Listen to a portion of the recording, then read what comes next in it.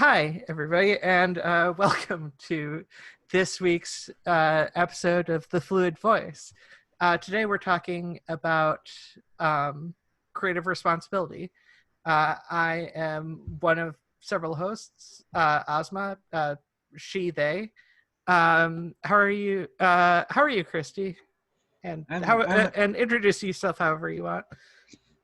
Well, I'm Christy, Abbey, and I'm doing better now that we're actually on stream. I think I was just suffering from cabin fever as everybody else. Yeah. How about you, Perfict? I'm perfect, and I'm not suffering from cabin fever particularly, and he, him. Oh, and how about she, her for me? I forgot about that. That's okay. How about you? How about you there, Lapis? All right, as you might be able to tell, I am Lapis. I'm going to be the guest for this week, and I prefer the pronouns she, her, and I'm just doing dandy. Yeah, so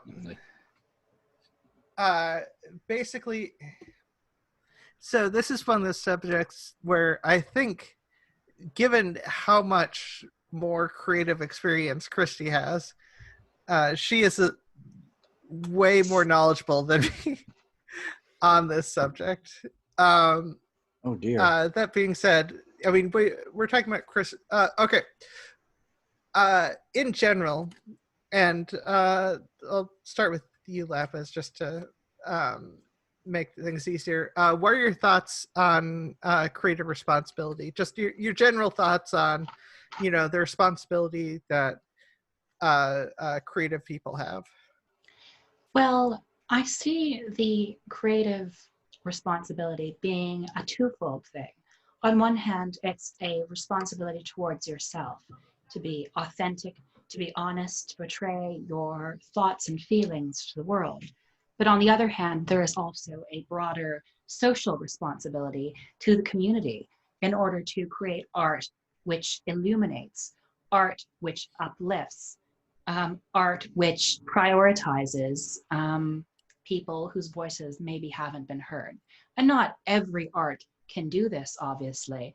And depending on the cultural background and privilege that a creator is bringing to the table, they might be unable to portray an authentic minority experience, and thus can only analyze their world from the perspective of a privileged person, kind of criticizing and commentating on their privileged world. However, I think that the creator has the same sort of responsibilities that everyone does. They have a responsibility to community in order not to put out work that is damaging and harmful towards others. While at the same time, I do not necessarily believe that this should be enforced by censorship, because after all, what is damaging, what is too far, but what is necessary truth? It's an interplay, and it's a constant dialogue between members of all communities. And, obviously there are always going to be creations that have been produced in the world that will upset some people. Sometimes upsetting people is an important part of art. I think sometimes, art can be revolutionary propaganda. It can be a stone thrown through the window of the establishment.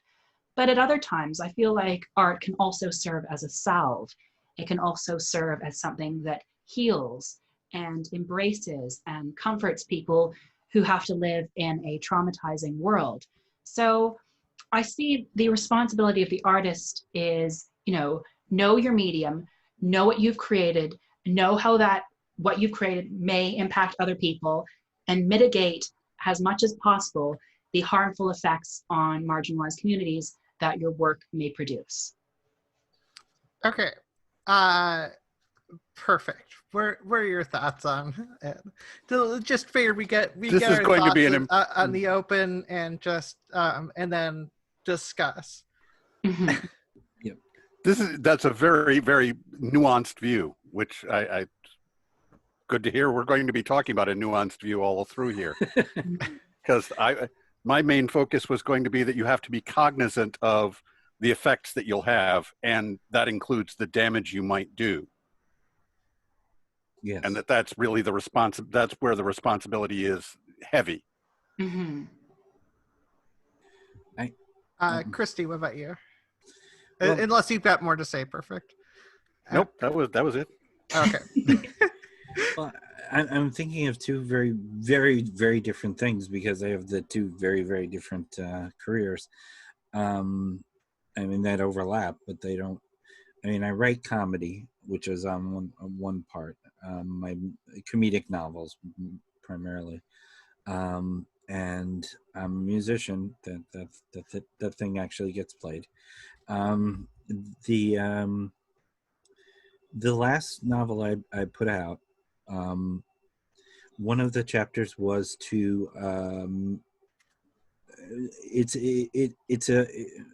I'm doing a series that's humorous detective fantasy novels. And the last one I put out had a chapter in which I was trying to make fun of the Charlie Chan type tropes that were used in the 40s. And it wound up that people were thinking it racist when that was exactly the opposite of my intent. And I read it and I went, shit, I didn't, at some point I had to have expressed the intent because because otherwise it's just not going to work. So I pulled the novel, and I'm fixing that section, but and my mother, and on a separate thing, my mother keeps wanting me to give her the music and lyrics to a song, because she's a performer too, that I wrote when I was very new to songwriting. And I keep trying to explain to her that I do not functionally, I do not agree with the song anymore, and I actually think it's harmful. And because I was young and stupid, and she keeps insisting, but it's a lovely song, and she keeps trying to explain to me why, and I keep trying to explain to her, no, I will not let you have this. This is not a song that should exist. The music's nice, but other than that, this song should not exist. So there you go. Those are my two stories. And my thoughts are probably a bit closer to Perfect's in that I don't have a lot of thoughts. I mean, like, creative responsibility to me is what I'm trying to do is just recognize that how people listen to what you say, and sometimes people just repeat what you say, and so it's important to be, I mean, see, now I'm starting to want to repeat Perfict, because Perfict actually phrased it pretty well. He phrased The it general perfectly. aspects. Yes, indeed. It's not fair. But yeah, your definition was definitely the most had the most in it, Lapis. So and so you talked about two different types of responsibility, and my brain apparently shut off for for part of that.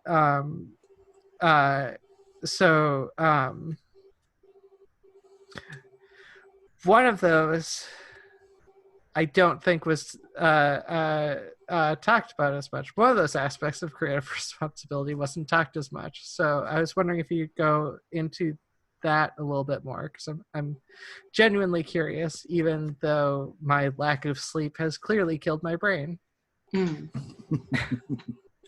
Well, I think that you're talking about the creativity, the responsibility to oneself, because I did talk quite a bit about responsibility to the community that the artist has, but the artist also has a responsibility to themselves.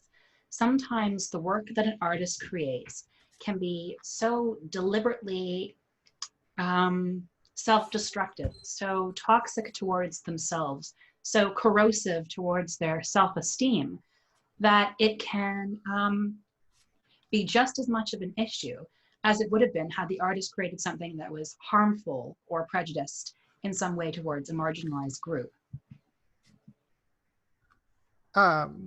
Would you have an example of that sort of thing, or I would. I'm less familiar with Okay. So some aspects of art. So I am a poetess, and some of the poems that I wrote when I was a teenager were very, very, nihilistic, but they weren't nihilistic in a sort of introspective way. They weren't really Nietzschean either. They were nihilistic in the sense that they believed that there was no point to life, that there was no good in life. And in some respects, they acted as a glorification of my unhappiness and of my suicidality. Now, there's nothing wrong with putting out your feelings, your raw feelings, into your work. In fact, I think that's another aspect of creative responsibility is creativity, be honest, speak your truth. But at other times, your truth that was important to write at one point can be toxic upon reflection.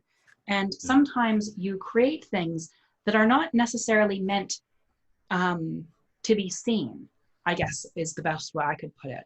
They're meant to be exercises in, I guess you could say they're ways of exercising these negative emotions from your body, or processing them. But sometimes because unfortunately the poem that I created proved to be very popular among my classmates. They really liked it. It was published in the school newspaper. And unfortunately, it was a really horrible experience, because what I had enabled was a toxicity, like the most toxic feelings that I had ever had towards myself was constantly being in my face 24/7, being applauded by the world. And this made those feelings justified. And to a person like I was at the time, who was on the brink of suicide, that was an extremely toxic thing. And it made me feel justified in feeling suicide and feeling like, okay, if the only way I'm going to be heard is if I dig up my deepest, darkest, most unhappy aspects of my personality, put it on display for the whole world to see, and never give them the completeness of my being, only give them the most traumatized aspect of me, and that is what will succeed. That is what will be noticed. Gotcha. I've been thinking lately. Speaking of the, I mean, obviously the when I said about the song, it wasn't. It was. I don't really want to talk about the song itself, but one of the things I did post on my channel, which I kind of regret. Mm-hmm. I wrote a song as a suicide note, and I have performed it once, mm-hmm. and that was on camera, and it's on my channel, and I see it there, and I kind of go, this should go away. Unfortunately, it's good, but it's I don't know if it's worth having there, even though it's good. Mm. And I even said this will be performed once, and well, obviously it was supposed to be a suicide note.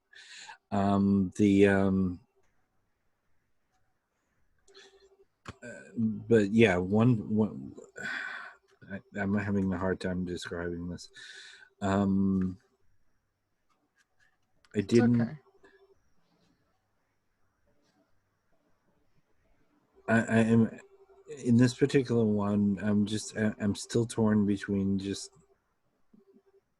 any benefit it could have, because it's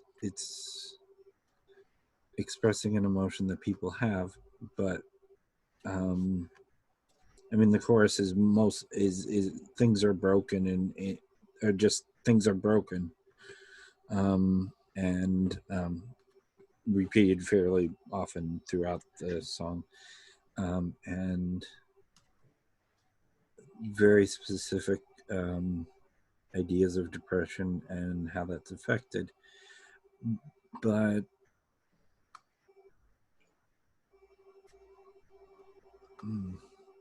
I don't know how useful it is for that to still be around. I thought it was something I wanted there for a while, which is why there is a recording of it, but I don't know. And It's that's okay not to know. Mhm. Yeah, what is the damage potential that you're seeing as a thing, or is it simply that you're not sure you want that out there, that part of you, to be part of the public? Anyway. I don't mind that part of me being public as much. I think the way I'm describing the feelings of isolation that I was having at the time, and this was very much of a piece with my dysphoria and stuff. I was feeling very just alone and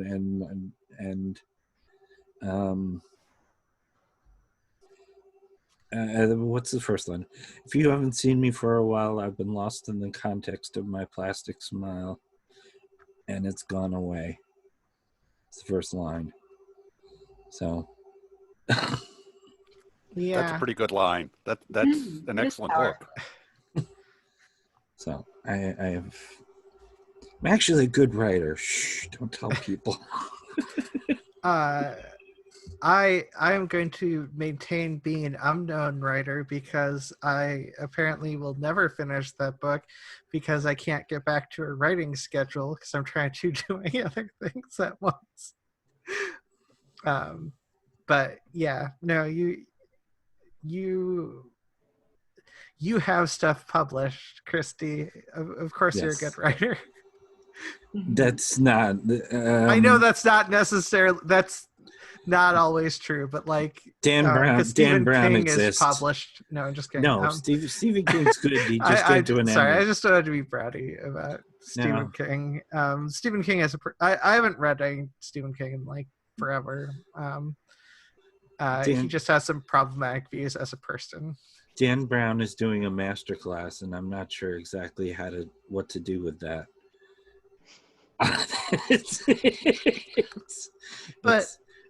Sorry. I have to laugh. I'm laughing off some of this because I kind of dredged up a lot of stuff. Yeah, that like laughter can be a very good antidote to. I think laughter is a beautiful thing. Yeah. This is why my music is dark and my writing is comedic. The next novel, however, is very dark. It's a serious thing, and it's on being trans and all that. Oh, I see. It's almost finished, but it's almost finished. But the editor is kind of getting antsy. The next question for me is, what means are consumers of the content allowed to use to try and compel the content providers to be what they view as responsible? Are you only allowed to just walk away, or are you allowed to make it more public?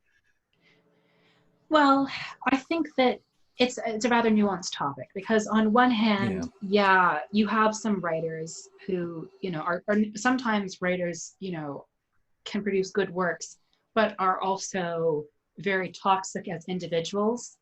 What was his name? Orson Card Scott. Orson Scott Card, he wrote one of the most wonderful. Speaker for the Dead is such a wonderful book, and he should read some of his writing sometime because he obviously hasn't. Well, it's often that writers can impart truths to their audience that they don't practice in their own lives. Yeah. Strangely enough, but Anyway, he's an example of a writer who his writing isn't necessarily bad, but the problem is more, his views, his presence, the way he acts and treats other human beings. Then you run into issues with, like, say, writers who you just take a certain umbrage with what they've been making and the deteriorating quality of what they produce. Let me think of a good example of a kind of a struggling writer. I'm tempted to say Christopher Paolini, even though I think in many ways throughout the Inheritance cycle he was improving, but there were also problems that were emerging as well that didn't necessarily exist in the first book. It's interesting because I have kind of a love-hate relationship with that series, but the first one I liked for very different reasons than I liked the last one, if that makes any sense. And so, but unfortunately, sometimes you get situations where an unwarranted relationship emerges between reader and writer, where the reader thinks that they can, dictate what they desire to the writer, and then the writer must produce it within a timely manner. They treat the writer as more of like a factory, a factory which will continuously produce things that they enjoy to consume and then move on to the next thing. They treat them like an assembly line instead of a human being. Now, a good example of this sort of dynamic emerging would be J.R.R. Martin and his fandom, which seems entitled to receive a new book in a more timely manner than the writer is writing it. And it has less to do with any sort of criticisms of what he's been writing, and entirely more due to demands for, work that he will make and finish in his own time. And it's not your place really to be like, I want this done now. No, you are not an entitled Olive Garden patron awaiting the arrival of your breadsticks. This is a human being you are dealing with. Yeah. And if anybody's followed his career, because I followed his career from his, first letter in the letters page of Fantastic Four up through Wild Cards and up into Song of Ice and Fire. I thought you were going to mention Beauty and the Beast and then Song of Ice and Fire, but yeah. I'm going to skip Beauty and the Beast. But he's been a slow writer the whole time. What you expect him to change the way he does wonderful work? Screw that. Although I say that again as someone who's 6 months over deadline. Yeah.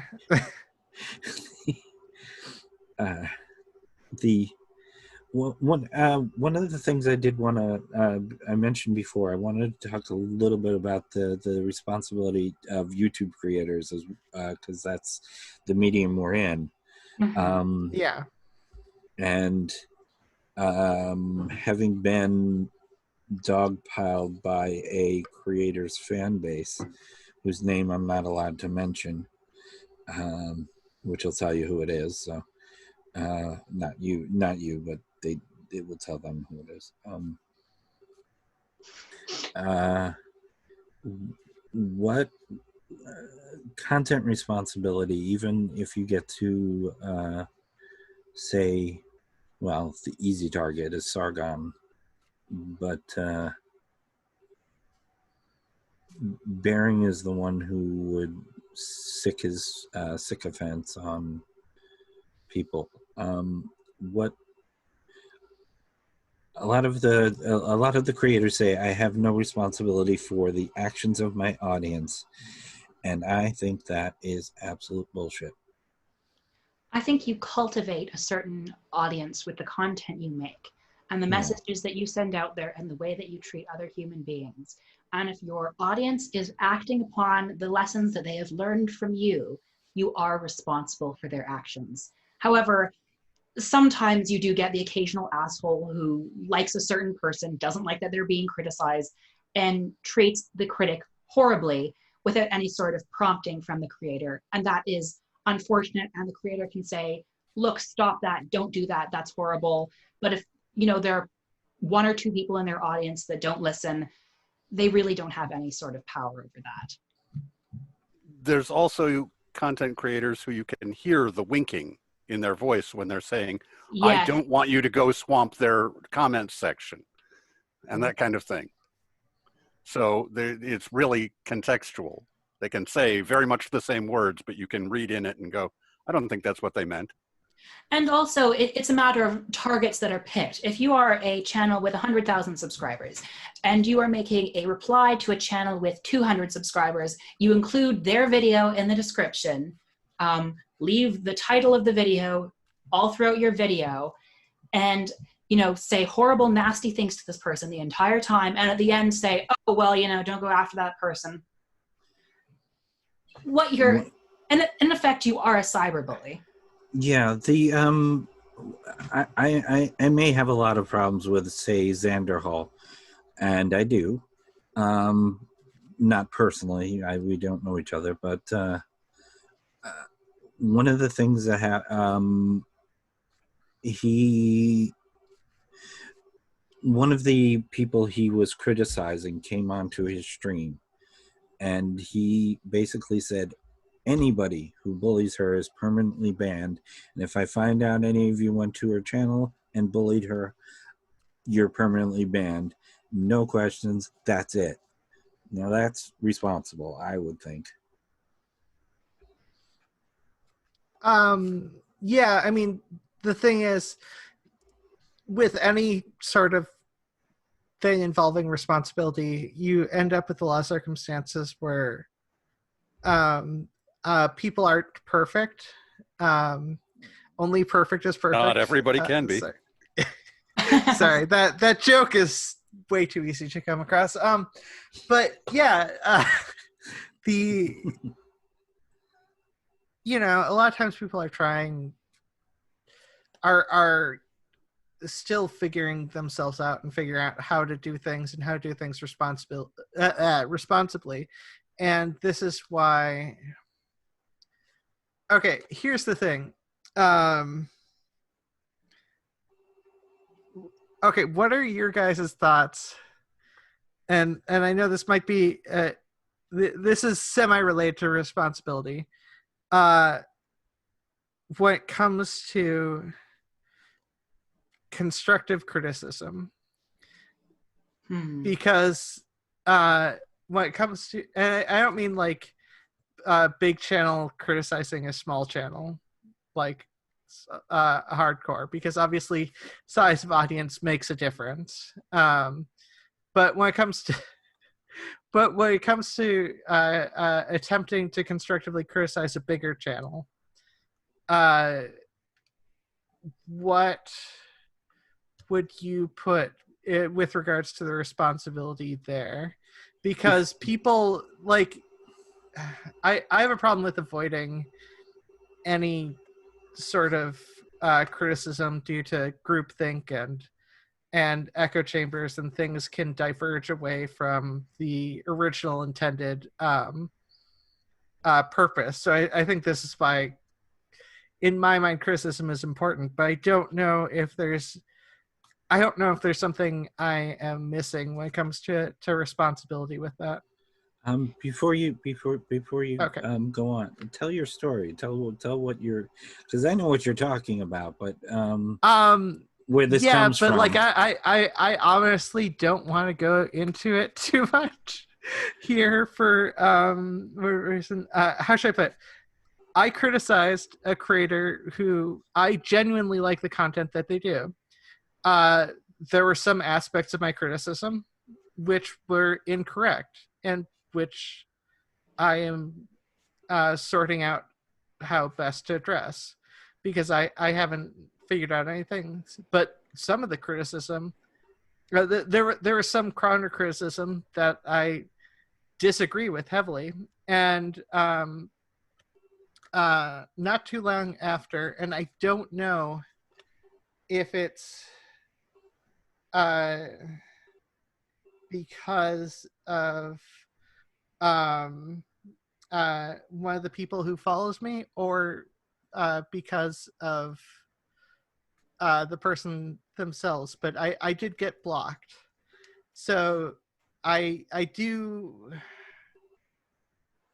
want to do things right, and I genuinely want to. I'm working. I have a whole script set up, and I've looked into better ways of discussing things because I do want to build people up. I don't want to tear people down, which is why I mean, criticism even it can be rephrased as constructive.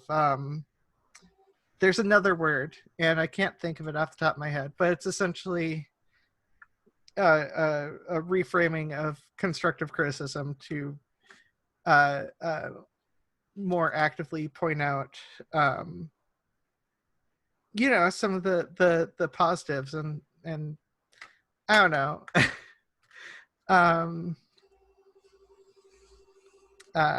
But yeah, I don't want to go into too much detail because I honestly want to have a clearer opinion. I don't want I don't want to mess things up.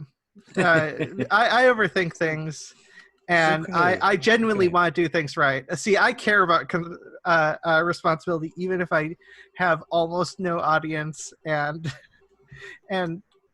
because I want to improve, and I will fuck up a bunch because I am still figuring things out. But I'd rather fuck up now when I'm small than fuck up later when if I ever end up with a bigger audience. Yeah. So I can definitely relate to messing up that kind of online interaction. I've been in situations where people have taken umbrage with certain aspects of me or people I'm friends with, and I've reacted far too dismissively and kind of rudely.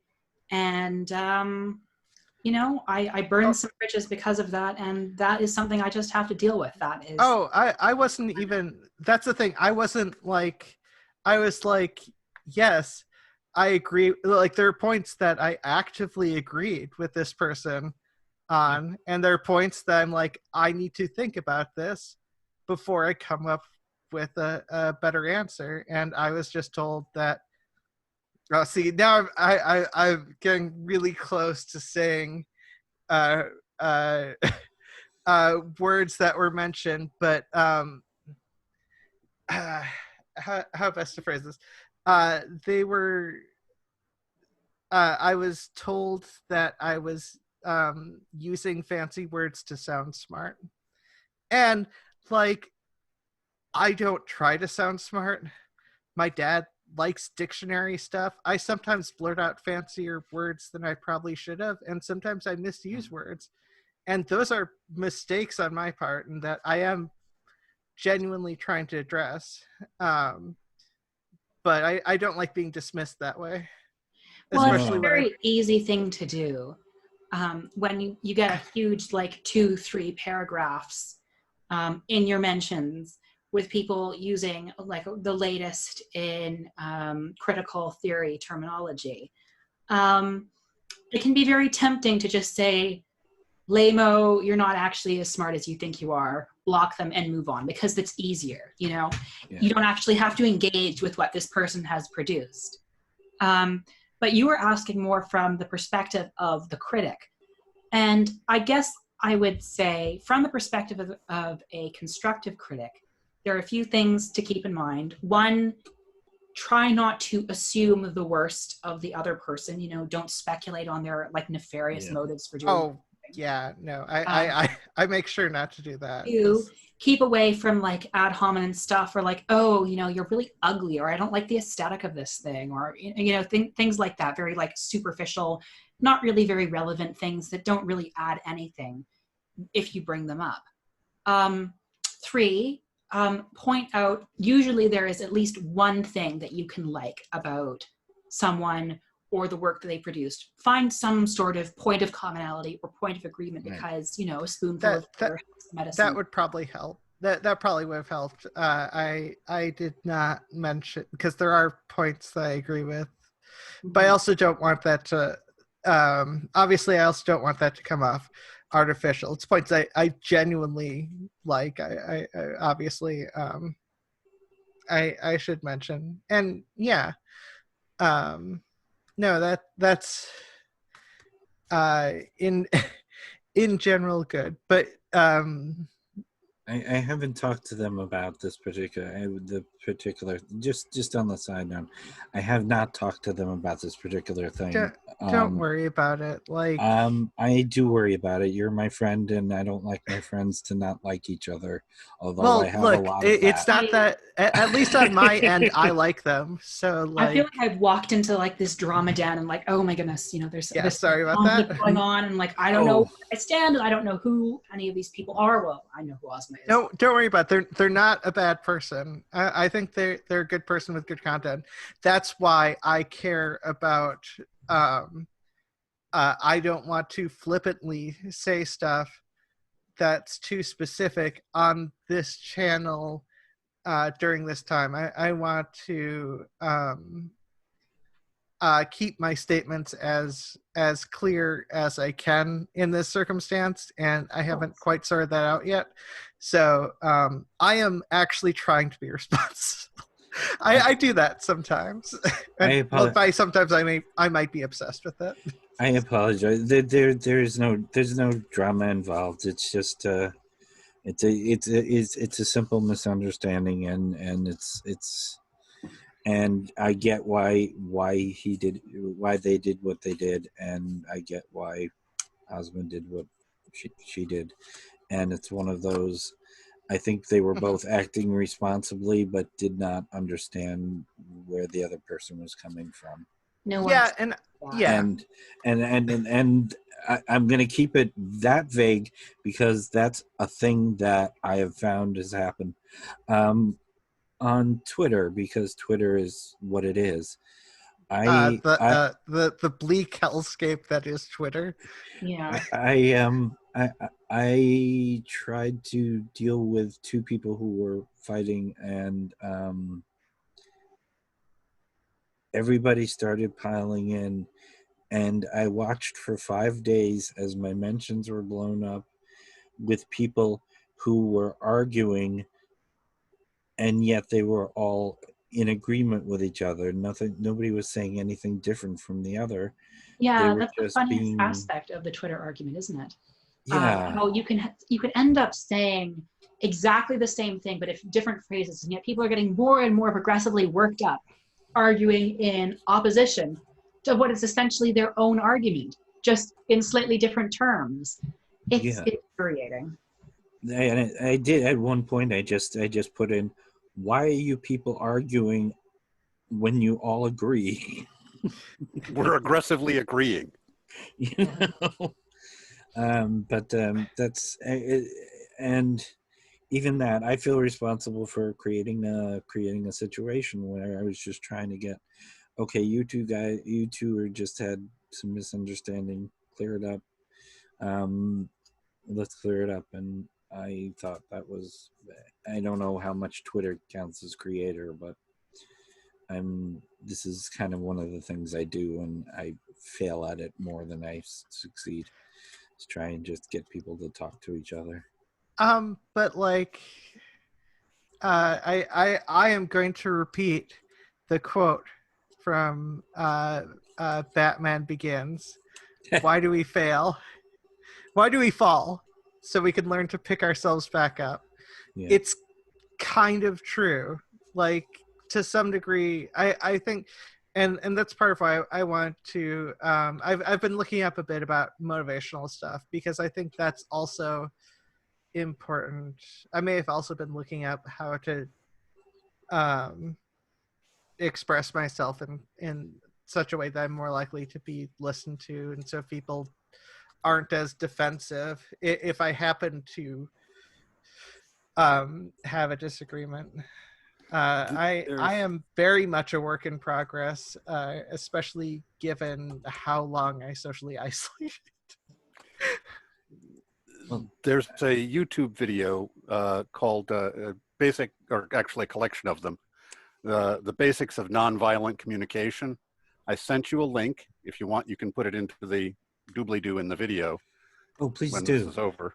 Yeah, it's really good. It's from a psychologist, and he's talking about, he puts it in terms of jackal talk and giraffe talk, and how to avoid jackal talk and jackal phrasing, and don't think of problems in those ways either.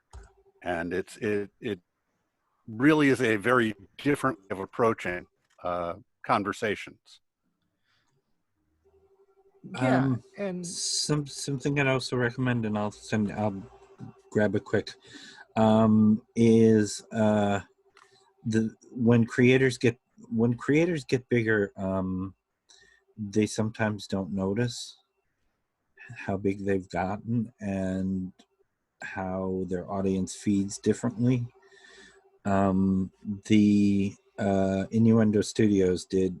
I know Innuendo Studios is known for 2 very long essay things, but one of the early things was a thing called "This Is Phil Fish," and it's about when somebody becomes big, hating the idea of them instead of the person or content of their work. That happens to Stephen King a lot. I mean, he's huge, so people Okay. potshot him. I immediately leapt to Jordan B. Peterson. To be perfectly honest, Jordan B. Peterson is a very good example. He didn't know what the responsibility of being a big creator all of a sudden was. I'm not sure he cared. Well, Jordan B. Peterson built his career on trying to stop trans rights from happening in Canada. I don't know how much of it is, oopsie daisy, I am all of a sudden popular on the right and I just don't know what to do with fame. And moreover, I am a kind of a malicious figure. I built my platform on malice and I continue to get popular because I regurgitate, simplistic, establishment life lessons in a intellectual sounding way. And then when I try to develop into this weird new agey meat only diet, I ruined my life. That is the story of Jordan B. Peterson. Yes. I think I think he truly understands that malice is what butters his bread. That's where he's making his money, is off of malice. But but also that brings back to what are we allowed to do in terms of, do we just have to walk away and go, well, I'm not going to participate in him? Or is it all right to, if anybody says they like Jordan B. Peterson, I'm like, okay, let's go over some of the stuff he's written. What have you read? I want to talk about it with them. I want them not to like him too. I want to change their opinion. Yeah. Is that permissible behavior? I think it depends on how you approach it, right? Because if you obviously biting someone's head off because, hey, maybe they've read, what was his little book on life? I can't remember its name. I know what you're talking about. I missed the actual question. I'm sorry. Because that was the one that got kind of tossed around and that actually built his big fame without anyone necessarily being too super cognizant that, hey, this is one of the leading anti-trans figures in Canada who got his, his earlier boost for basically campaigning against trans rights. What was his name? What's the name of the book? 12 Rules for Life. The 12 Rules for Life? Yes. There's so many books like that. Self-help is a genre that's fraught with a lot of problems, but we can get back to that later. Anyway, I feel like most people like him because they've read 12 Rules for Life and it's generic and meh enough that it can appeal to a wide audience, while also not necessarily being cognizant that, hey, this is a guy that is virulently anti-trans and also, fell for a fad diet that destroyed his life. It's not necessarily someone you should really look up to. Well,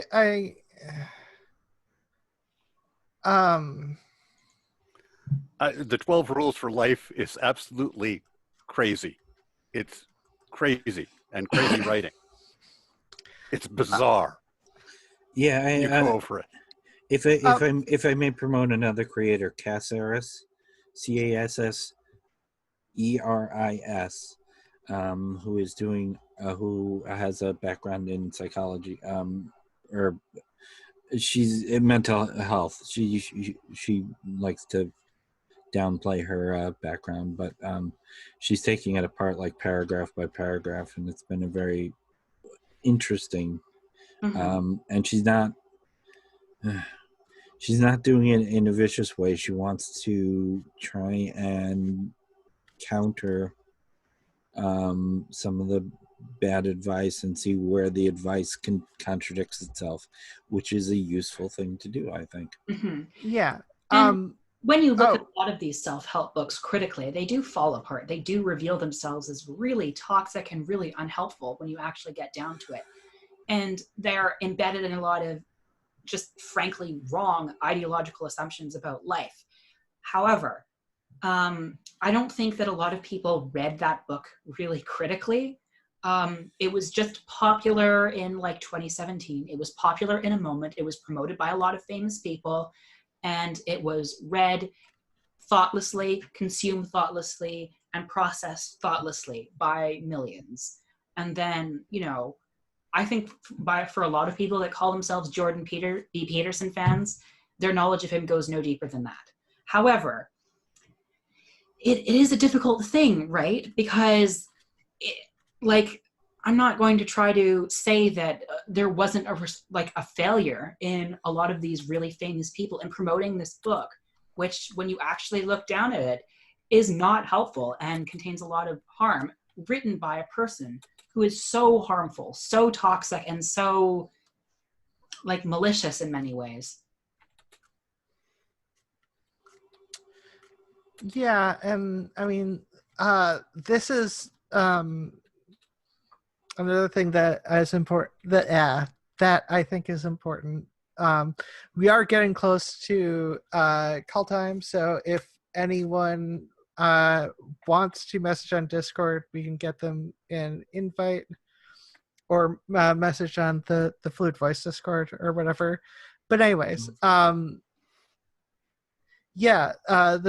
of the things that because obviously people can fall into fame and not realize it, like was mentioned before. And one of the other aspects is that people will make mistakes, and to some degree, how they deal with it's important.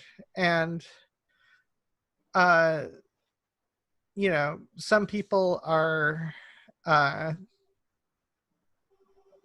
people nothing they can do will fix what they've done to some people. And that's not ultimately the creator's choice, by the way. I mean, obviously, it's like an apology. It's up to the person being apologized to whether or not they accept it. And of course, apologies are one thing, actions are another.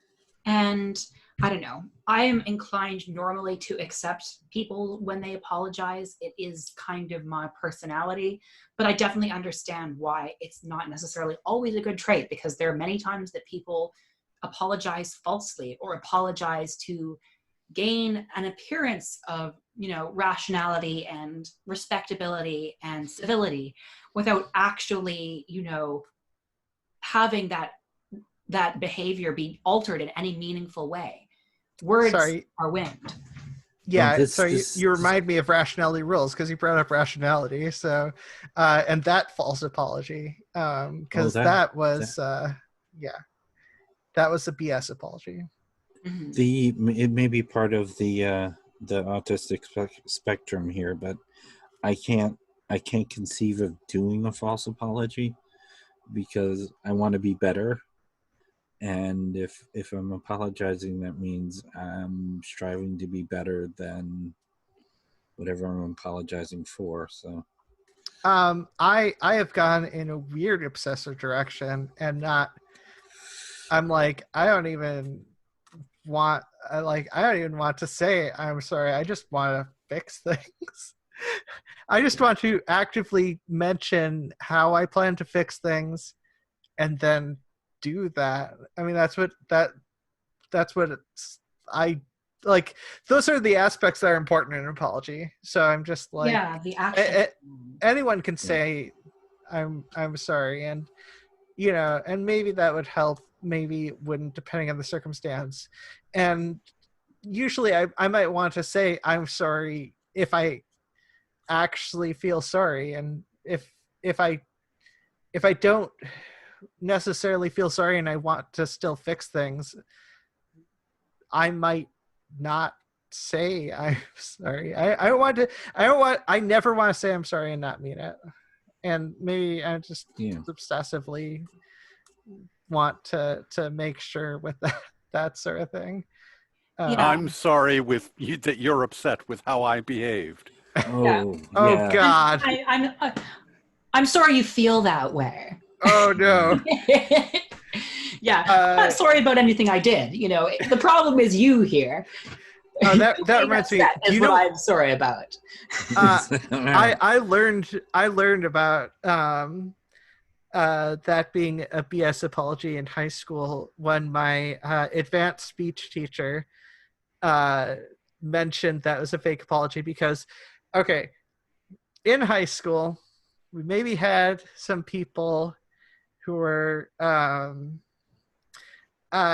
very Christian on, and maybe they had some extra time, so they went on improv, and maybe they made some it's Adam and Eve and not Adam and Steve type comment, which got them a lot of flack from teachers, and they made a I'm sorry you feel that way level of apology, BS apology. And the advanced teacher, it was during my advanced speech class, and my advanced speech class teacher called that out as BS, because it was, and pointed out, it's not a real apology. They're not apologizing for what they did. They're apologizing for how you feel about what they did.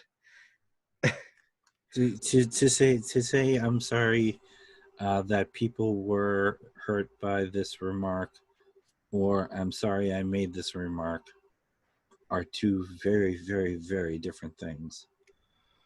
And a lot of people don't seem to know the difference. Yeah, apologies involve things that you have to express a recognition of what you did was wrong. Not that, but how it was wrong, how it affected others. Yeah. And what you can offer in the future as assurities that you will not repeat the offense. Sometimes that's as little as I really regret it. But although you have to offer those assurities.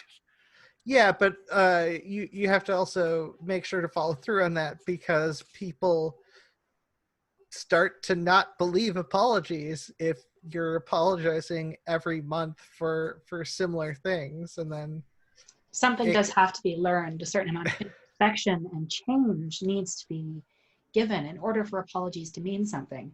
It's not the apology itself that is important, it's the actions you take afterwards to put the change into effect.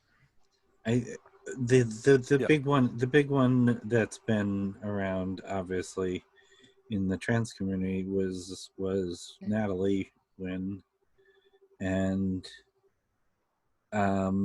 she had the misfortune of not quite understanding how big she was and what that entailed. And okay, Eliani wants to be on here again. What is Eliani? Eliani started former co-host. This thing. Yeah, they. But to finish, but she also a lot of people took offense at the way she apologized, because she took apart everything she did one by one and said, "This I'm sorry for. I shouldn't have done this. This I'm not. This I am. This I am." And I think actually that was a good move, but I'm in a minority here apparently. If I'm to be honest, I kind of abandoned interest in ContraPoints because of this whole controversy. I began to see it as, you know what, there's a certain level of obsession with individual that's even going on with the critics, where it's so obsessive about all of these YouTube figures and are they right? Are they wrong?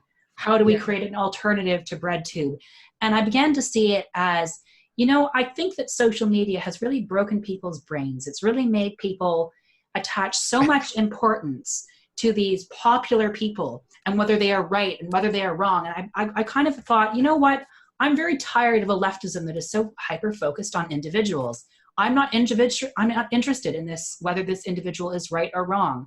I'm not interested in their content anymore. I'm not interested in hearing anything about them because I want to take concrete actions to help my community, and I don't care about people anymore. Not as individual things that I have to obsess about and be like, oh, are they morally right? Are they morally wrong? Let's engage with the discourse today. Who's getting canceled today? Who are we criticizing today? It ceased to be interesting to me. I lost any sort of fascination I might have had as to whether there was harm, whether there was not harm.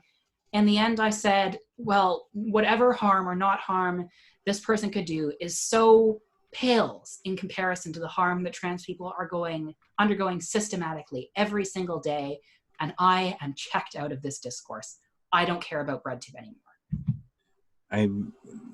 I don't even know if I'm in BreadTube or to the side. I don't know if you know what I do on YouTube.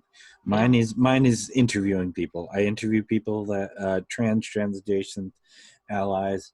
I always pre-tell them I'm not doing any gotcha at you, and I want I want to know people's stories. That's so if that's part of BreadTube, I guess that's what I'm doing. But I've not had interest.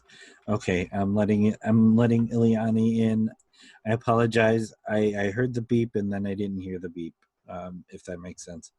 I heard it, but it sort of went subconscious. Okay, so Ileani, welcome. Where is Ileani? Oh, there was Ileani. Yeah, there's Ileani. Yeah. Okay. Finishing typing. If I could get something in, which is probably what Ileani would be wanting to be addressing, I think that one of my key questions is how far can we go? Like with Jordan B. Peterson, if somebody has him on their show, can I say that's it? I'm not going to deal with them anymore simply because they had him on the show, or do I have to have some better reason? Like I go, they didn't address his bad ideas. They just had him on the show and they platformed his ideas. But like counterpoints, really, she had Buck. Oh, hey. Really cool name. The really cool name of the guy. Yeah. Which I don't remember the really cool name. He was just reading from a script. This wasn't platforming him or his ideas in any way. Yeah. And that's a very different thing. And am I really allowed to object at that point because she didn't vet him well enough? Well, I think the issue with that was more like here I am engaging with this because I said, no, I'm not engaging with this. So you know what? Nope, we're done. I'm not going to talk about it. Yeah, I was about to say we I don't have the patience. I don't have the power. I don't have. Okay, but so perhaps I shouldn't have finished with that because really what I wanted, the idea is, what are you allowed? What should we permit ourselves to do within it? Where can I draw my lines on what I'm permitting myself to do? Well, I think that I'm not. Well, that's a very broad question, right? What am I allowed to do in regards to what should I criticize? What conduct should I criticize? Which conduct should I just allow? Is that what you meant? Yeah, and what am I allowed to do is really, do I just walk away and say, I'm taking my money elsewhere? I'm taking my viewership elsewhere, or am I allowed to make noise about it? I would say, at what point am I allowed to make noise? Yeah, it would depend on the severity of the actions, right? And unfortunately, there are so many different ways that people can go wrong and make mistakes that it's hard really to say definitively one way or another, aha, at this point, your behavior has passed beyond the point of reasonable criticism, and now you are beyond the pale. I will deal with you no more. It's difficult. I don't have an answer to that question. I don't have, I have my own lines, but I'm not necessarily sure if they should be applied to everybody else. And in fact, I think my lines are very different depending on who the person I'm dealing with is. Yeah, it has to be. Eliane is here. Let's not, It doesn't just bug me. ignore You guys keep talking. I'm just listening. Hello. Welcome, Hello, Ileana. Ileana. Hello. Yeah. Hello. Hello. Yeah, I think I want to hear your views on this stuff too. So, there's a current situation that's currently going on social media with Shion Head, and I don't know if people are really up to par when it comes to this topic, for example, but there was a recent article put out by about Shionhead and Vosh in regards to how the Dirtbag left and all that stuff, what all the jazzers. You can see the article from Wayback Machine. They deleted it, but there's a valid criticism that some of the things that person said about both of those individuals that have validity to them, but their ascriptions are completely incorrect. In a nutshell, one of the things that I have done even myself is I actually did a good faith critique of Shionhead, and my critique is very simple. Shionhead back in December stated that they in a discussion with her and Vosh that she was going to possibly do a video, do some type of project, and where she was going to review her past bad takes and review them and explain why they were bad.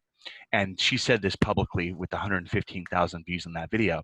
Yet 5 months later, nothing, no nuance, no conversation about that claim or that statement anywhere after the fact.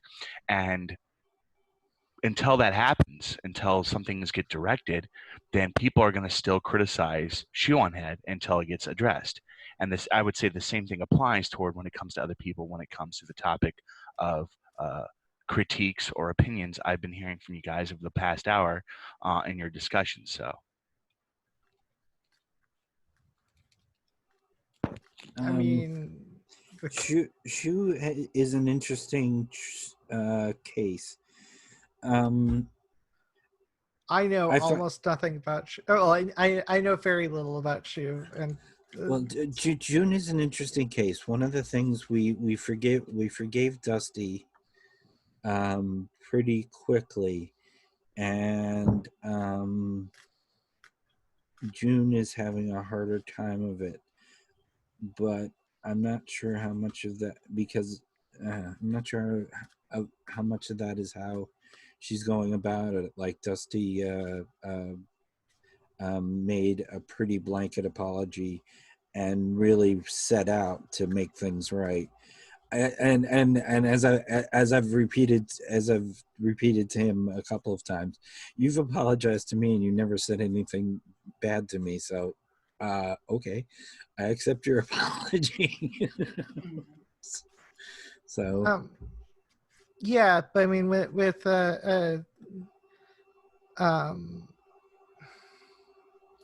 actually, but yeah, people can change, and people can still hold on to ways of talking about things that do not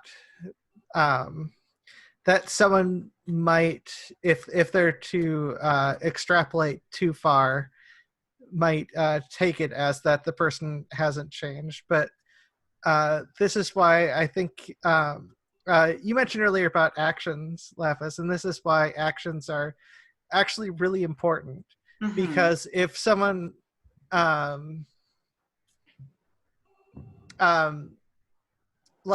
okay, someone could criticize someone for saying things that aren't very good or whatever, but it's another thing for them to say, if the person is actively trying to fight for left-wing values and then someone is saying that they're a neo-Nazi, well, if they're a neo-Nazi, they're bailing, and chances are if they're talking to people that they're not going to be a neo-Nazi long, because exposure does a lot. And if they're fighting against some of the core values, it's just absurd to call them a neo-Nazi. Well, I think that this sort of gut repulse, like you're a Nazi, you're a fascist, is due to the climate of politics we're currently living in, where we're seeing a lot of ground being ceded by the center to the right. We're seeing ideas that were formerly seen as extreme, enter into the mainstream. We have Hillary Clinton being like, basically, well, we should try appeasement.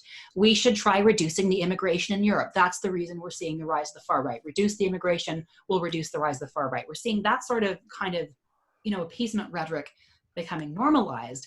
And when we start to hear people who are in very powerful positions kind of, echo and normalize this sort of regressive energy and regressive policies, it can become very genuinely difficult to decide who is the fascist, who is an enabler, and who is simply misguided. And that's exactly what the fascists want. True. Yeah, I generally actually agree with what Lapis just said, because it's fundamentally, she's 100% correct. The presentation of how certain individuals present themselves on social media or even in public spaces are incredibly important. So, for example, when you have an individual, let's just say like this recent thing that happened with George W. Bush, where he did this, we need this peace accord, we need this peaceful unity with this dire situation. That's nice. I completely appreciate the gesture that our ex-president is doing, but it seems like he is trying to whitewash all the past individual sins that he's done. Pardon the term pun, sins, because but he's trying to whitewash all the atrocities he's committed in the 8 years he was in office. And don't get me wrong, Trump is worse by a lot of different measures. But if we did a comparison of George W. Bush versus Trump right now, of course, George W. Bush in regards to war atrocities is way worse. Trump is bad too, but he's going to probably be worse than George W. Bush over time. And that's the key fundamental problem, is there's this acclamation of trying to let people go of their past without doing due justification of such letting go to be justified. So unless we give some type of demonstration, people are just going to be stuck spinning their wheels, not knowing if you are genuinely being sincere on such, trying to re-justify what you previously did. You need some form of perception that this has happened. So. Mm-hmm. And you don't get any of that from like these sorts of you don't. famous people, especially surrounding George W. Bush. He is embraced with open arms, by the liberal establishment, because ultimately the worst of his atrocities were things that they enabled themselves. Yeah, and I see this is kind of like one of the big issues I've been seeing on myself in regards to my own exchange with certain individuals on social media. Like like I'm kind of like one of those individuals that I criticize everyone equally. I don't care who they are. I don't care if they're within my circle or not. I generally do criticize more right-wing individuals more often. That's pretty much the case. But I criticize everyone equally, especially when they do a bad faith take. And because the reason why I do so is not because I dislike them or I'm trying to publicly shame them. It's because I want to give them the opportunity to correct a bad faith discourse that they're making on a public statement. And that's a huge problem for me. If I know that once, because of my past, I once made those statements, I once did those things, that it's incredibly harmful and it puts a negative connotation toward a specific demographic of group, then that same standard applies toward any time you talk about any form of group of people, no matter if they're religious, non-religious, if they're trans, if they're cis, it doesn't matter. Yeah. If you label an entire demographic of group to the evils of one select few group of people, it's wrong. It's morally wrong to do so. And there's no excuses someone can make to emphasize how that is justifiable. There's no way. Are there apologies that can be made though? And you use bad faith in a very strange way, which I've talked to you about before. Well, we because can we disagree on this, Abby. I completely respect that. But the way I use bad faith is correctly. It's directly correlated with how it's defined by every single encyclopedia and dictionary I've ever looked up. Bad faith is a dishonest framing of a specific narrative. That's what the bad take means. the dishonest part is where you call a lot of things dishonest, where somebody You can has a shit take. So, there are people who have shit takes and they're absolutely being honest about it. So I don't. Yeah, but see, you can have it. You can have it. Like, for example, I've done this myself. I am not innocent in any measure from making No, bad mistakes. And go ahead, Abby. Go ahead. No. I understand that, and I don't really want to rehash this. This is just one of the. I'm a lot quicker to forgive, I think, than a lot of people. Which Oh, I'm a very big person when it comes to letting things go. But again, I just want to emphasize this one thing though. When it comes to this one facet, you can be 100% honest, but unintentionally be dishonest at the same time. Mhm. That's a direct fact. So, for example, if I say that the sky is purple, yet I've never seen the sky, and I'm only saying this on the basis of what other people are telling me, it's not true, but I'm being honest within my own framework, because that's Well, as yeah, far but by as that, but that, yeah. See, when it comes to doesn't dishonest imply intent? no, not always. You can be unintentionally dishonest. It's like I was trying to explain this to someone. I'm that's good. that's where our problem lies in definition, because I think dishonest is very much a key element of that. But Well, that's not. But if this you have to be intentional to be dishonest, then why do we ever talk about something called self-deception? correct. I agree. Well, there is Yeah, that if I were to, for instance, be making the claim that the sky was purple, and I was simply stating it as a certainty that I knew it and I was certain, and why I was certain was because Ileani kept lying to me about it. Okay, but I didn't ever say that, so I didn't ever express the thin thread that I was basing this all on.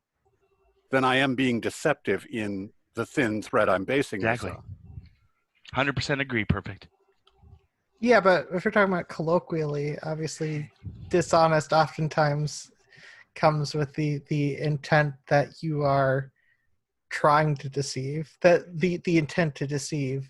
And that's why when it comes to any form of good faith criticism, you have to leave the nuance. You have to leave some form of gap in your criticism, for you can have to say, okay, maybe they don't mean it this way. Like every time I do a critique, or at least I try to leave every framework when it comes to a measure of good faith in regards to the criticism, in reference to making sure that is a nuance to say, okay, maybe you don't mean it this way, but just in case, that's what I try to do.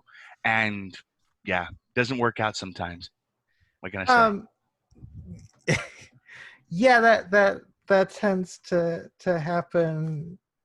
That happens sometimes with criticism, and I think I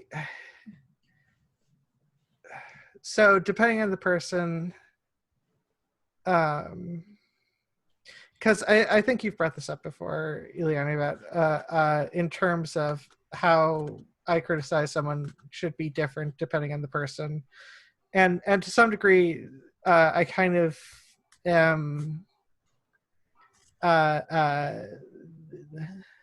moving forward with that a little bit in terms of, like, I want to build people up that I think can improve, and I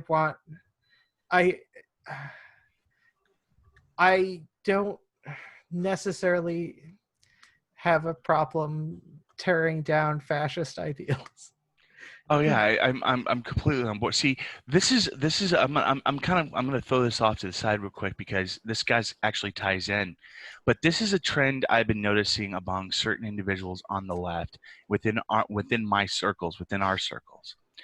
There's a big problem. There has been over 5 years. You guys have to understand this. This is where I understand the nuance on this. There has been 5 years of completely demagoguery from social media, from certain individuals, for a very long time. And I completely understand how certain individuals who may face any form of criticism are so tuned to be negative towards such criticism because of this animosity they face for so long, that they automatically assume the malice is intent in such criticism. And that's a huge issue I've been seeing going on.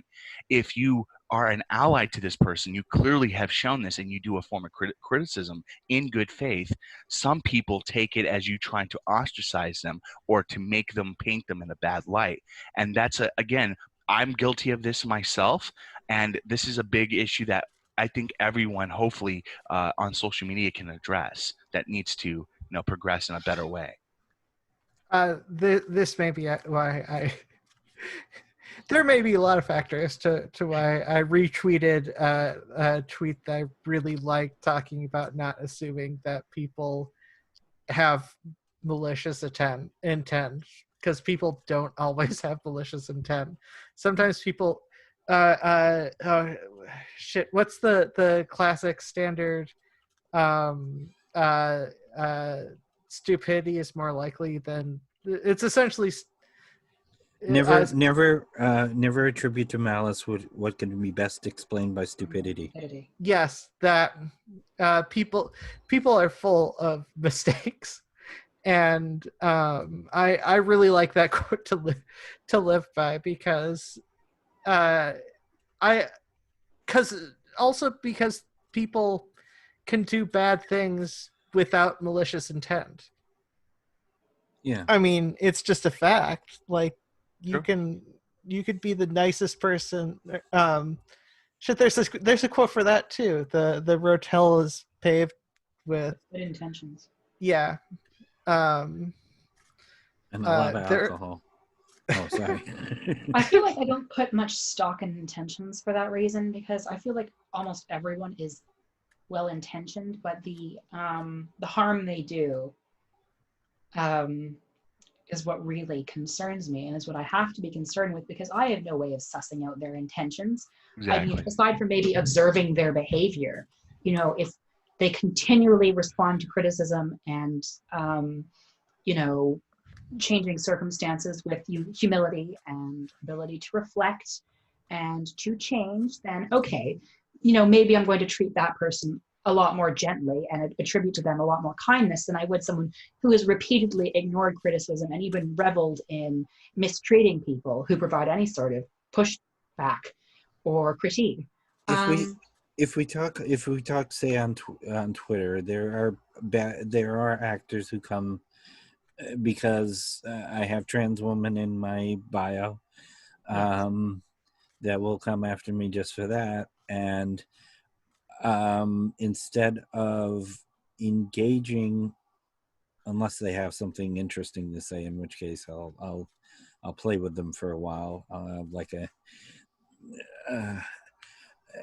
but mostly my common response is, what are you getting out of this?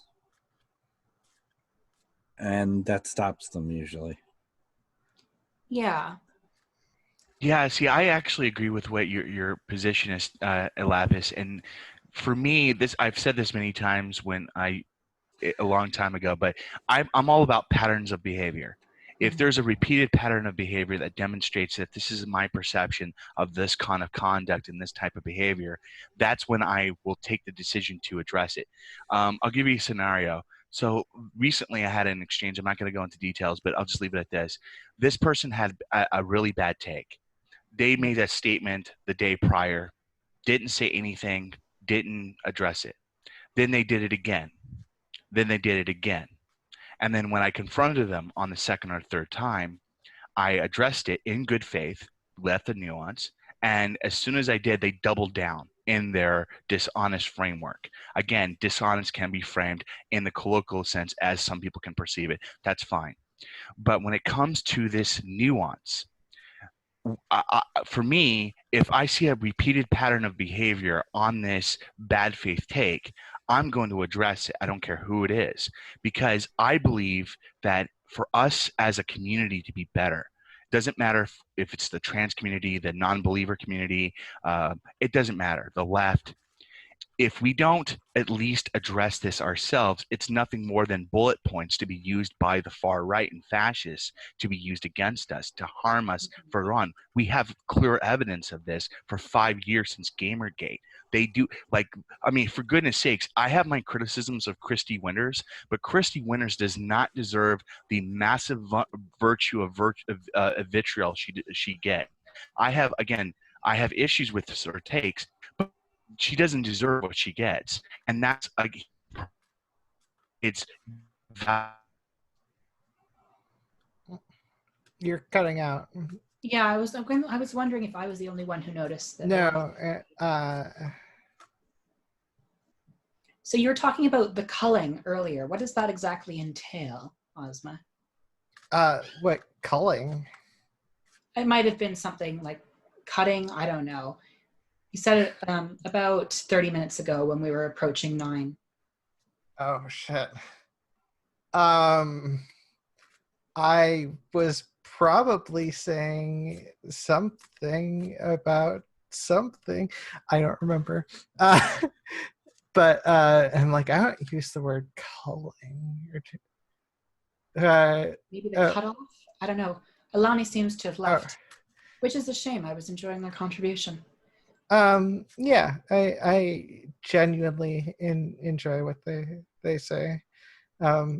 As with everyone, I don't always agree. Although, yeah, some of the a dull world if you always agreed. Who wants to listen to I know a podcast or show where everyone's like, I agree with that. I agree with that.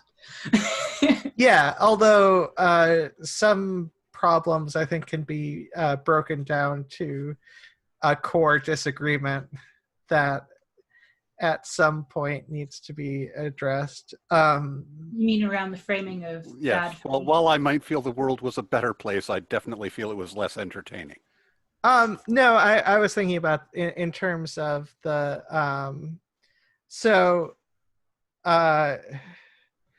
there's a lot that can be broken down from core values of putting nation above people or people above nation. And that has a massive effect on a lot of endpoints. Because obviously, if you put what's good for the nation isn't necessarily what's good for the people who happen to be living in that area. And it's in I would go so far as saying what is best for the nation state is usually directly in opposition to what is good for its citizens. Yeah, I would agree with that. And like that is a core disagreement that really comes up because you have people arguing for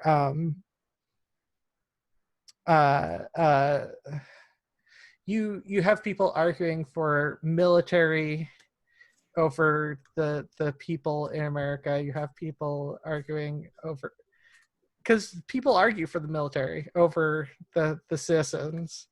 Yeah, well, people argue for the strength of America as opposed to, you know, bringing everyone's happiness.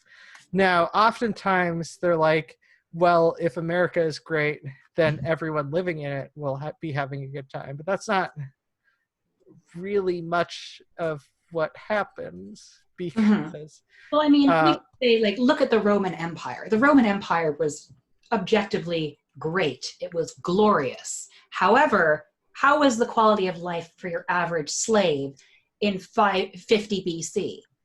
Like, let's be real. For a lot of people in the Roman Empire, they got not too much out of it. There was a lot of suffering and exploitation. Yeah, and also it kind of kills.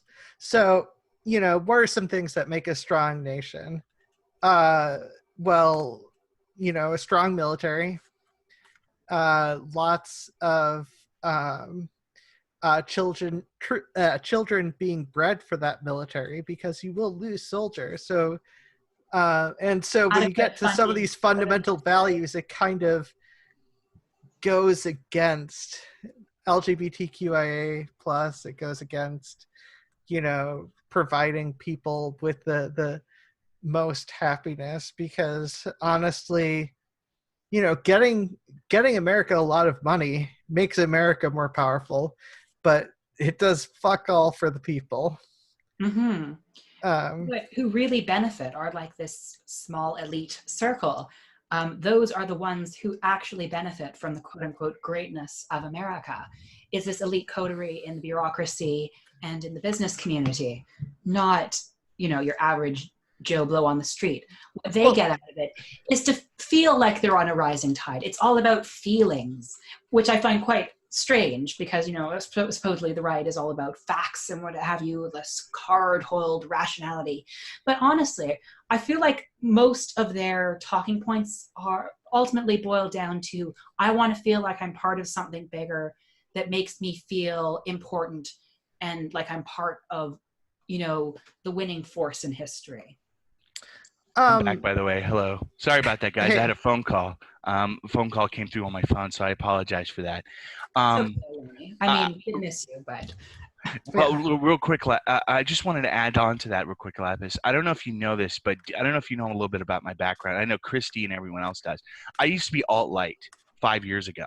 I used to be alt-light. I used to be a reactionary. I used to make content. I used to have like a pretty sizable audience until I found that I was trans, I had gender dysphoria. Long story. But I'll tell you from my perspective. As a ex-conservative, now leftist, I will tell you for my own personal experience, I can't say this implies toward every single person, but from my experience, it's a pipeline.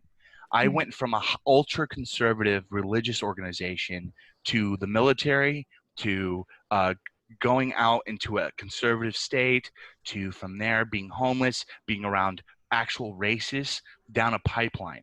So there is an actual pipeline from my experience that I can't say apply to everyone, but I would even argue that a good portion of individuals may have experienced themselves. So I just wanted to add that on to what you were saying. Please. Yeah. I don't think anyone ever sets out one day and says, right, today I'm going to be a Nazi. Yeah. Absolutely. And in terms of sorry, I have problems with a lot of nationalism because it also treats soldiers like disposable toys, because we do not treat veterans well. You know my problem with nationalism is I don't understand it. I literally do not understand it. Well, the funny thing about nationalism is, you hear this big reactionary talking point of how they're always against identity politics. They're always against it. Yet nationalism, by definition, if you look at what nationalism and now it's defined, it's almost word verbatim, identical definition to actual identity politics. That's what nationalism is. You are literally doing identity politics based on the demographic of location you were born. It's one of the most irrational things. I mean, I guess if these individuals were born in another country, would they be nationalists in Iran? That's the question that these guys never pose to themselves. In regards to their own logic, if I'm a nationalist because I'm American, I'm white, what if I was born in Iran? Would I still be a nationalist for that country? Or what about Saudi Arabia? Or they never process this information clearly through their head, like I didn't do 5 years ago. But please, I didn't add that. Please. Well, even I'm from Southampton, which the Hampton Bays and all of that kind of thing, which means I should be looking down on all of you, plebeians, because I was born in the I was born with the silver. The silver spoon. I was gonna try and make some kind of joke there, but I missed it entirely. But yeah, it's again, I don't understand nationalism at all, and someday I should link to my little spiel on seeing a car, because I live in Buffalo now, and seeing a car, the same make of car, driving across the river, and we were shadowing each other, and it was it ruined my concept of nationalism forever. Yeah, see, when it comes to nationalism, nationalism is one of those facets that's very easy for people to fall into because one, everyone belongs to somewhere, some country in the world, doesn't matter where it is.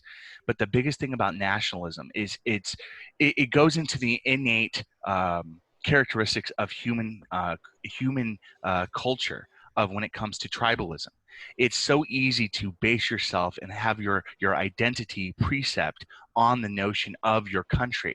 And if you think that you are exceptional because you were born in a specific country, yet you think every other country that has maybe similar similes to you, and you ignore those facets and you think you are somehow superior, that's a dangerous mindset.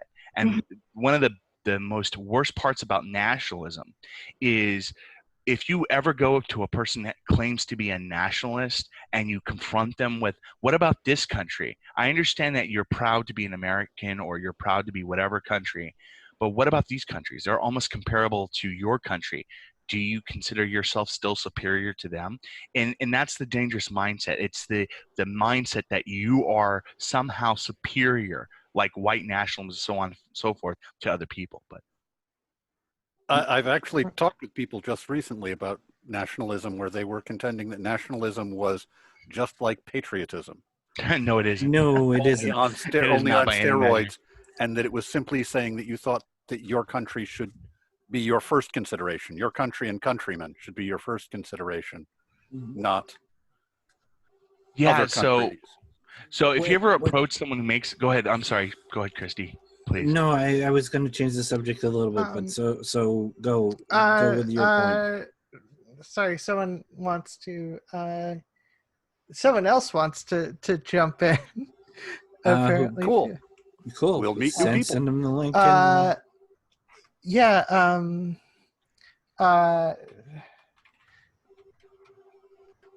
Tell me who it is. Hopefully, I didn't.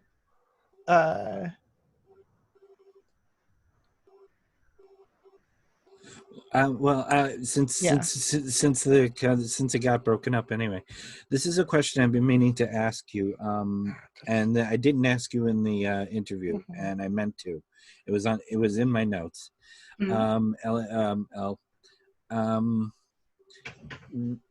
As someone who made content from reactionary point of view, what do you think your responsibility is now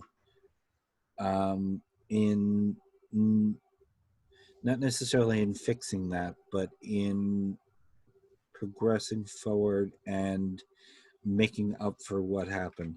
Now, I'm going to preface this by that I got canceled by a lot of people when I joined this show. I remember. And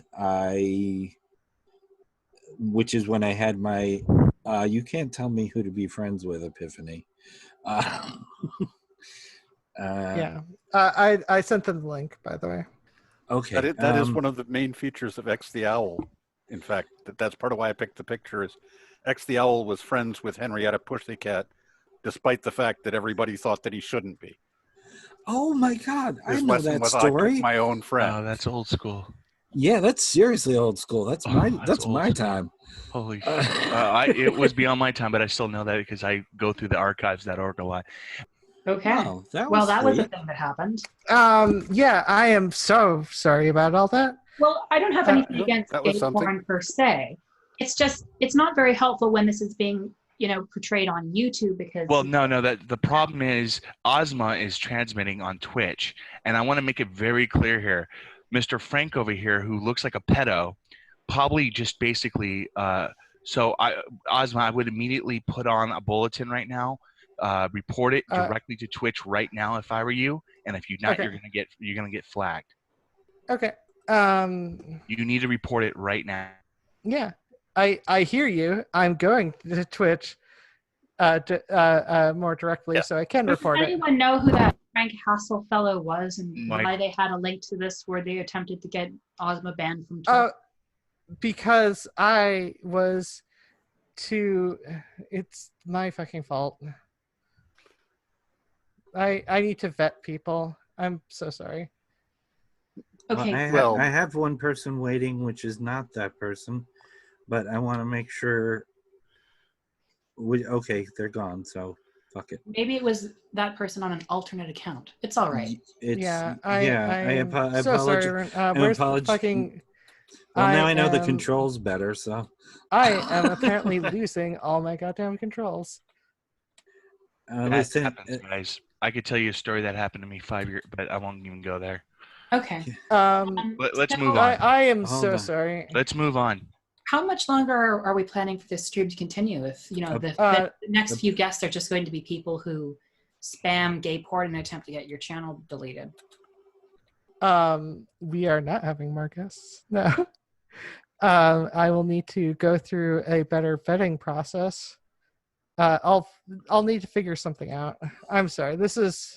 We are still relatively new, and I did not expect everything.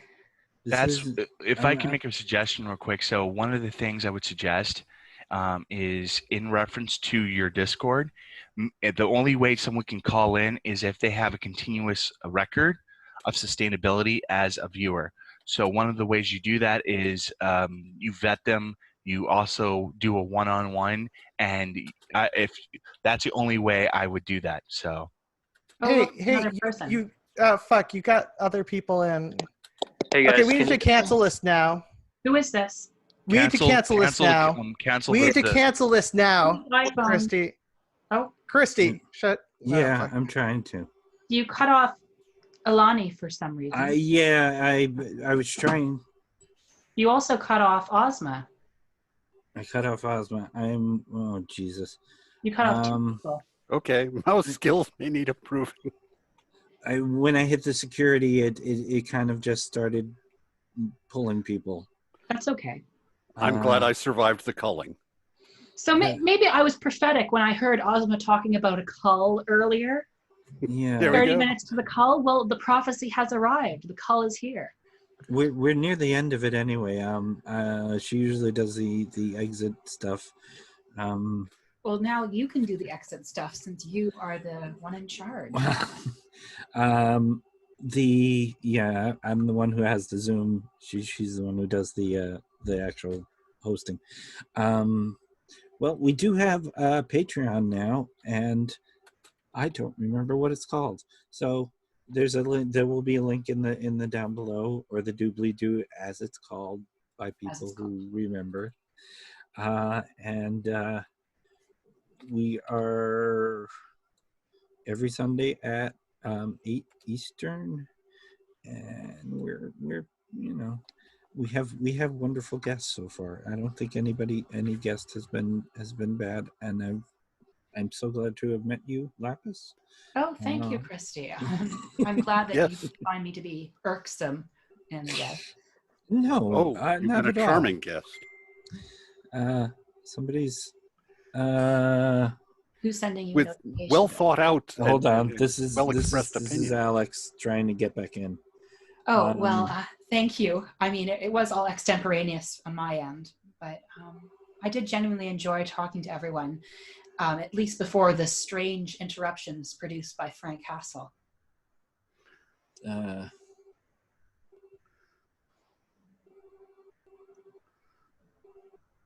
I apologize. I'm just letting her know what's going on.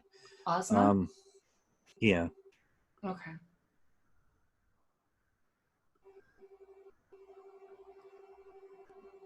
So anyway, yeah, Perfict, talk for a second.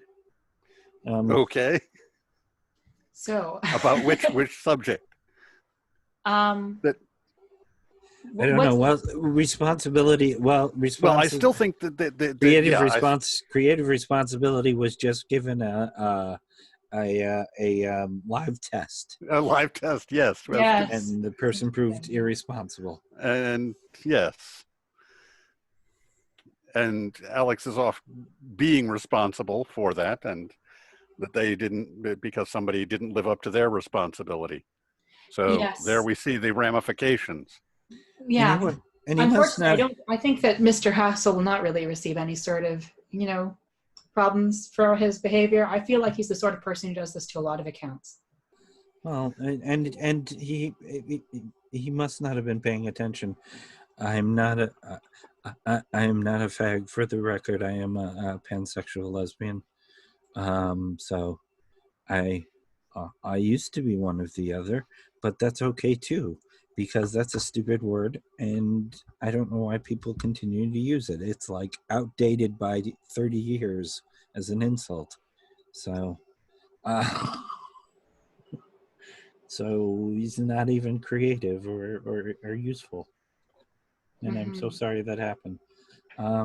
Yeah, well, I certainly was unexpected, but as I said earlier, I enjoyed the show so much that it really didn't mind. My only concern is, of course, whether Ozma will ever face any sort of repercussions from Twitch because of Mr. Frank's half-hearted trolling. Yeah.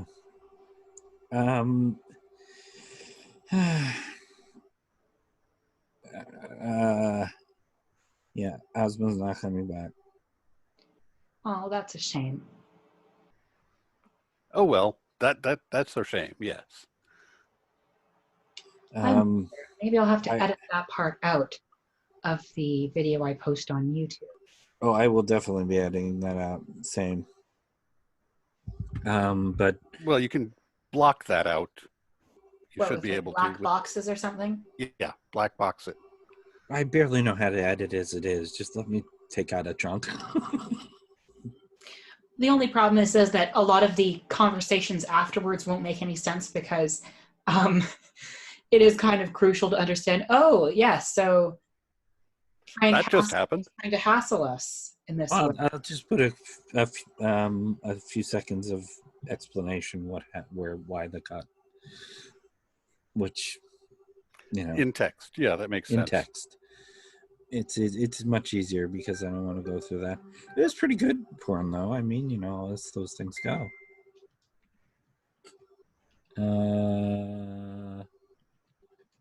Oh. Okay. We're no longer all right. That kicked us off live. We did. Yeah, so what's going on? For the recording part for you and me, I'm very grateful that you were here. I really liked having you, and I will put the links that are necessary down in mine. And of course, I don't think Ozma actually showed me a link to your YouTube channel. Oh, it's just Christy Abbey. Okay, well, it should be fairly simple to find then. Yeah, I'm the only one. And Perfict, do you have a YouTube channel, or are you just a commentator? Just a commentator. I have a YouTube channel. It has 3 or 4 subscribers and no content whatsoever. That is fun. But hopefully we'll see you again. Well, I'm sorry.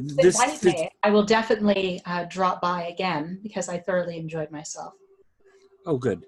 Please. Eliani's coming back in. We're saying we're saying our goodbyes here. So hi, and I'm sorry for that, and I wasn't able to get him out of there fast enough. Yeah, Lapis, that doesn't generally happen on their show. So, well, I was hoping. No. It would be quite dreadful if every now and then some random troll popped up to spam porn and homophobia on stream. That's what you have bigots on the internet, you know. Yes, and unfortunately, if you're not careful enough and you just have open links, you get a lot of. And I could see that from Alex's Twitch, because I was watching on Twitch, and the person who came on was replying to her on chat with her on Twitch.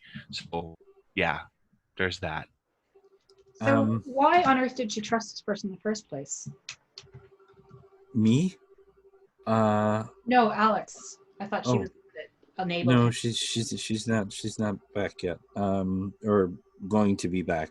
No, she seems stressed out by this little. Yeah. I am too, and I'm trying not to show it, but I'm sure I am. Which is She's okay. a trusting person. She's a trusting. I'm a trusting person. We're gonna get hit once in a while, and I'm gonna say that knowing full well that other people will try to take advantage of trust. Oh, but you know Alani what? left again. Uh, They're back. Oh, yeah, this is a common thing. So, all right. Oh, so anyways, we should wrap up.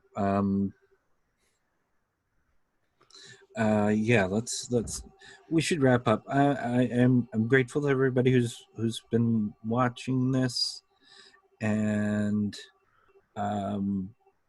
thank you everybody. I'll say the ending lines from my channel, which is your voice matters, your life matters, and you matter. I don't know if we have an official ending for this one. Do we? Al, do we have an official ending for this channel? I don't remember. What do you mean official ending? What do you mean? Well, like I do No official ending, but we should develop one. That's an idea. It would probably help give the show a bit more coherence. Yeah. Yes. I was going to mention though, their Discord actually added in a new feature. This is actually something I was going to break it on to you guys. Is they've added in on video now on the actual Discord servers now. So you can actually do video feed through Discord instead of having to go through Zoom and all that stuff anymore. So you can actually vet them through Discord now. Oh, okay. Well, I pay for Zoom, so either way, just how much do you pay? No, this is fun. I now know how I now know the one thing not to do and the one thing to do. So I didn't, you know. I thought I kicked everybody out, and it turns out that I did not. So give me 1 second, guys. Okay, well we're wrapping up. So let's say our goodbyes, and goodbye everybody. Please stay safe. Stay beautiful, and we'll see you later. Yeah. Ta-ta for now. Ta-ta for now.